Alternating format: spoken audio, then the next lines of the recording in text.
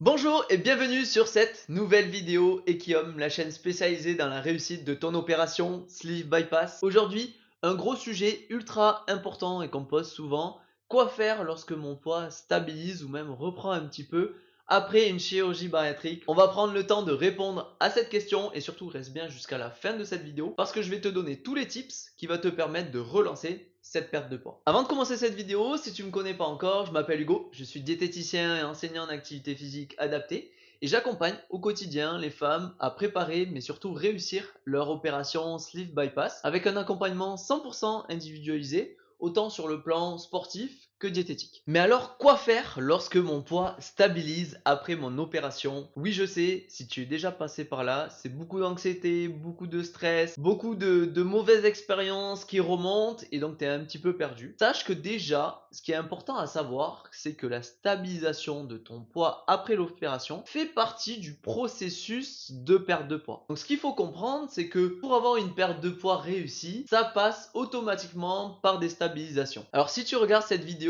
c'est sûrement que tu as fait d'innombrables régimes avant de faire cette sleeve ou ce bypass. Quand tu étais dans le processus de perte de poids pendant ce régime, tu es sûrement passé par des phases de stabilisation. Est-ce que tu te rappelles être autant stressée, anxieuse qu'à l'heure d'aujourd'hui lorsque ton poids stabilise après ta sleeve ou ton bypass? Sûrement pas, parce que tu te dis que c'est normal dans un processus de perte de poids d'avoir des phases de stabilisation. Alors pourquoi aujourd'hui ton stress, ton anxiété est décuplé? Eh bien, je vais te le dire. C'est parce qu'il y a une pression autour de cette opération et dans les têtes de beaucoup de monde, notamment sur les réseaux sociaux, les avant-après, mais surtout avec le corps médical, cette pression de perte de poids rapide qui fait que c'est difficile pour toi d'accepter que ton corps a besoin de temps pour tranquilliser, stabiliser cette perte de poids. Alors, je te le dis, c'est le processus normal, que ce soit avant ou après opération. Mais alors on peut se poser la question, pourquoi notre corps a besoin de faire des phases de stabilisation? Mais notre corps a besoin de temps, il a besoin de faire des mises à jour de temps en temps quand il est mis à rude épreuve et quand il y a des changements corporels importants. Après ton opération, il y a déjà une perte de poids rapide, il y a une modification de ton alimentation, notamment au niveau des quantités.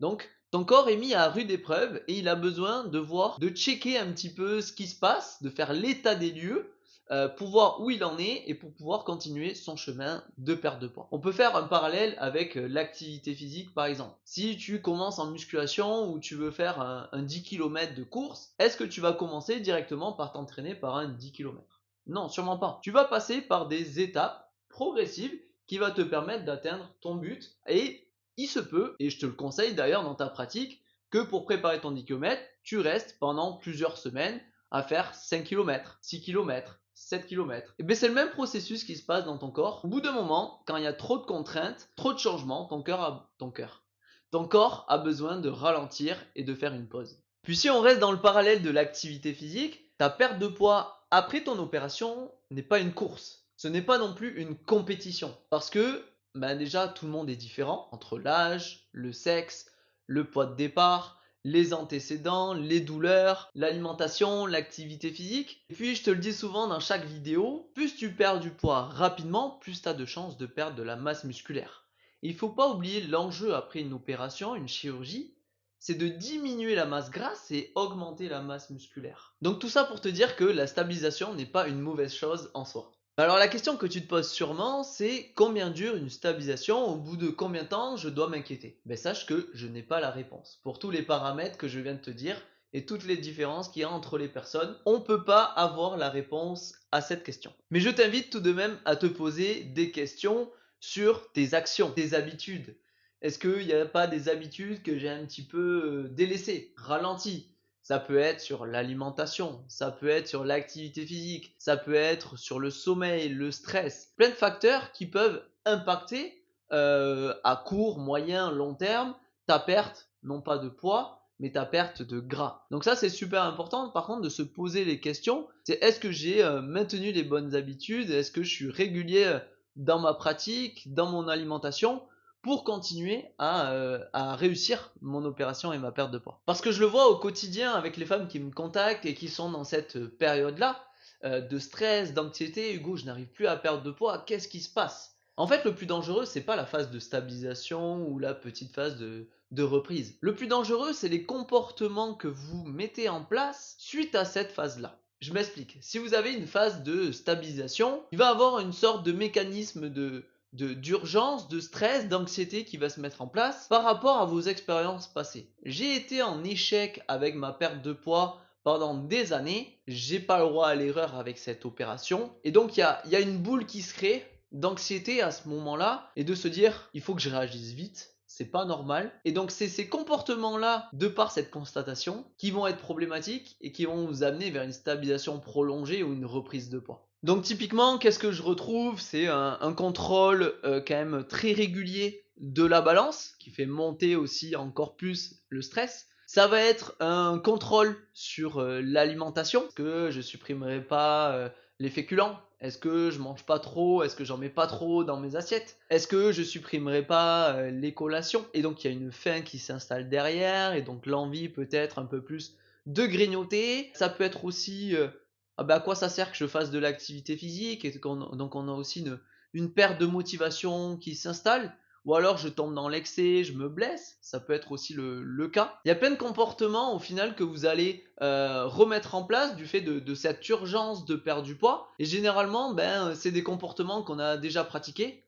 On sait pertinemment que c'est pas forcément la bonne solution, mais on est tellement dans l'urgence, le stress de vouloir perdre du poids qu'on se dit ben ouais, je vais retourner dans le contrôle, dans les régimes parce que je sais que je vais perdre du poids et on verra par la suite. Donc si tu te reconnais dans ce que je viens de dire et que tu traverses peut-être cet épisode ou que tu l'as déjà traversé et que tu ne souhaites pas le reproduire, reste bien jusqu'à la fin de cette vidéo parce que je vais te donner 4 astuces, 4 tips pour relancer ta perte de poids et surtout pouvoir prendre du recul pendant cette phase-là. Donc mon premier conseil, c'est se détacher du poids. Donc plusieurs astuces pour celle-là. Déjà, de ranger ta balance. Si elle est dans les toilettes ou dans la salle de bain, qu'elle est facilement accessible, tu as juste à monter dessus, je te conseille déjà de la rendre non visible, de la ranger dans un placard qui est difficile d'accès ou te demander à ton compagnon de vie de la cacher. En tout cas, ce que je te conseille, c'est de planifier un nombre de fois où tu te pèses par semaine ou par mois, tout dépend de là où tu en es à l'heure d'aujourd'hui, mais de ralentir ton nombre de fois où tu montes sur la balance. Donc c'est pour ça que c'est important pour toi de mettre en place d'autres indicateurs de progression. Ça arrive de temps en temps que des femmes dans l'accompagnement aient des phases de stabilisation, et donc on prend plein d'autres indicateurs, et souvent on voit que peut-être que le poids stabilise, mais j'évolue sur mes mensurations, j'évolue aussi sur mes tailles de vêtements, sur mes capacités physiques, j'ai moins de douleur, je suis moins essoufflé. Il y a plusieurs possibilités de voir où sont mes indicateurs de progression, pourquoi j'ai fait cette opération, quels sont mes objectifs et est-ce que je suis dans la bonne direction pour les atteindre. Donc voilà, je t'ai donné plein d'indicateurs, essaye de les mettre en place, notamment les mensurations, les photos, les vêtements. C'est des bons indicateurs aussi de ta progression physique, autre que par le poids, parce qu'on sait que l'objectif n'est pas de perdre du poids, l'objectif est perdre du gras. Donc si tu regardes juste le chiffre sur la balance, c'est pas un bon indicateur de ta réussite et de ta progression envers tes objectifs et la réussite de ton opération.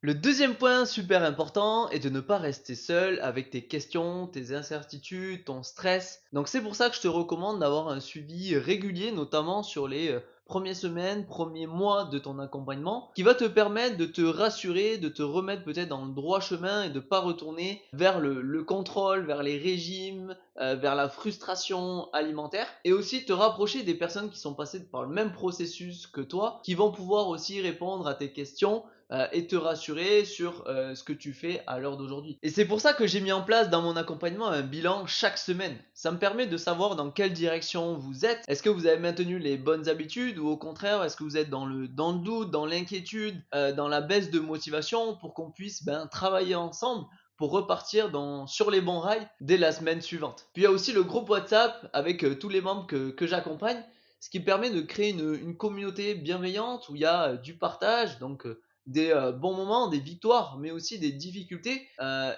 Cette bienveillance et le fait que ce soit des personnes qui sont passées dans le même parcours, peut-être les mêmes difficultés, c'est beaucoup plus simple de se sentir bien, d'en parler, et du coup d'avoir de bons retours des personnes qui sont déjà passées par là. Le troisième point super important est aussi d'arrêter de te combattre contre ton corps, mais plutôt de le récompenser.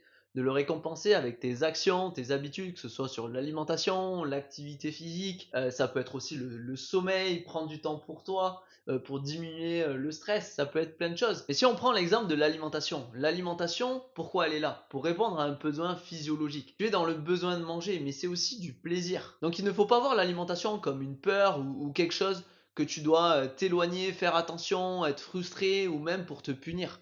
Non, l'alimentation, tu en as besoin à l'heure d'aujourd'hui et encore plus après cette opération pour bien fonctionner et aussi peut-être relancer cette perte de poids qui aujourd'hui est stabilisée. Et il est là aussi pour prendre du plaisir.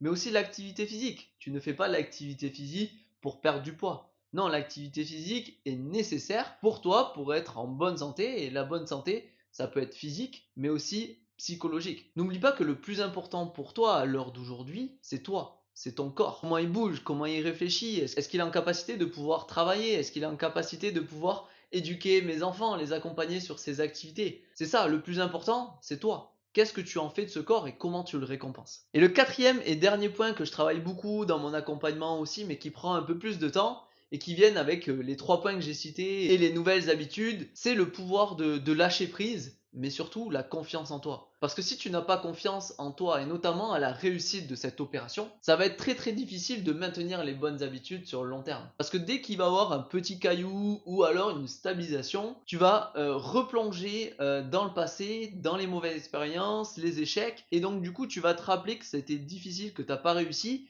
et donc cette confiance en toi va totalement chuter, diminuer. Et donc ça peut être vraiment délétère pour ta réussite. Donc ce que tu dois travailler aussi, c'est ta confiance en toi, en ce que tu mets en place et à la réussite de cette opération. Parce que oui, tu as fait cette opération, c'est que tu y crois, c'est que tu en es capable. Donc c'est de balayer les échecs du passé et de repartir sur de bonnes bases pour que tu aies les bons ingrédients et de faire la bonne recette pour une réussite sur le long terme. Et donc ça demande de temps en temps de lâcher prise, de prendre la hauteur par rapport à ta situation. Quel parcours as-tu fait depuis le début? De voir ton évolution, tes réussites, que tu avances aussi vers tes objectifs que tu t'étais fixés. On ne parle pas ici de l'objectif de poids. Non, on parle des choses beaucoup plus importantes. Qu'est-ce que la perte de poids te permet de faire? Je te conseille de te poser ces questions dans les moments de doute, lorsque le poids stabilise. Pourquoi tu as fait cette opération et dans quelle direction tu es à ce moment-là? Et qu'est-ce que tu as mis en place pour le réussir? Donc voilà, pour conclure avec cette vidéo, la stabilisation dans un processus de perte de poids est tout à fait normale. À toi maintenant de te poser les bonnes questions et dans quel processus tu es. Est-ce que les habitudes que tu as mis en place en début de parcours sont toujours là? Est-ce que ça suit son cours? Est-ce que j'évolue sur les bons indicateurs, qui n'est pas forcément le poids comme on l'a vu? Et ça va te permettre de lâcher prise, de prendre la hauteur et de voir que tu avances et d'avoir la gratitude.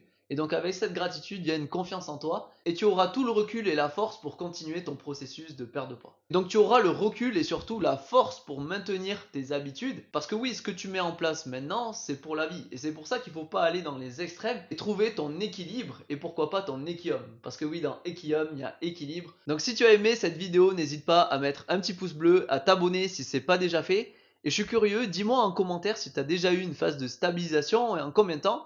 Et tu vas voir que tout le monde est différent et que toutes les stabilisations sont différentes. En tout cas, je te dis à très vite et on se retrouve dans une prochaine vidéo.